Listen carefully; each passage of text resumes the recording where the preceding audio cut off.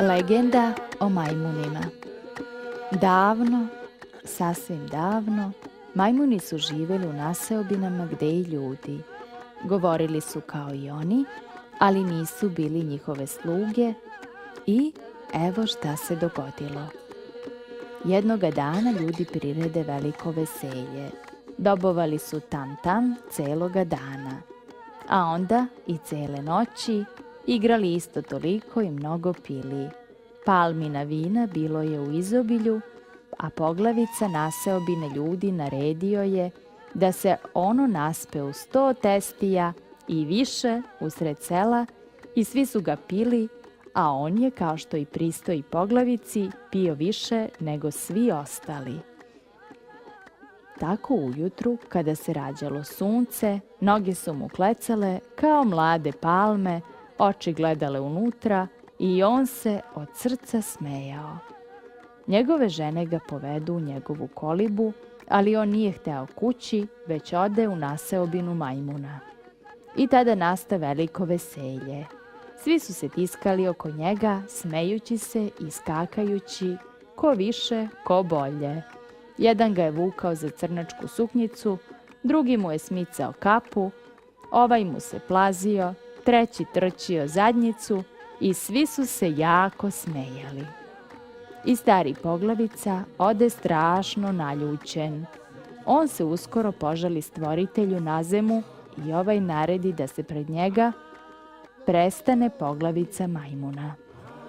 Hodi, reče on, ovamo, zašto su tvoji ljudi vređali tvog oca? I poglavica nije znao šta da odgovori. Od danas ti ćeš služiti ljudima, ti i tvoji sinovi, i oni će te kažnjavati. Idi, predajem te njima. I oni odu. Ali poglavica majmuna, kad mu je stari poglavica rekao, hajde radi, odgovori. Što se mene tiče, ja neću, jer se plašio da ne dobije batine. I imao je pravo. Kada se vratio u svoju naseobinu i pošto se dobro ispavao, evo šta je učinio stari poglavica da bi se osvetio majmunima. Na sledećem veselju on naredi da se usred sela opet postave mnoge testije pune palmina vina, ali je isto tako naredio da se u neke od njih stavi i trava za uspavljivanje.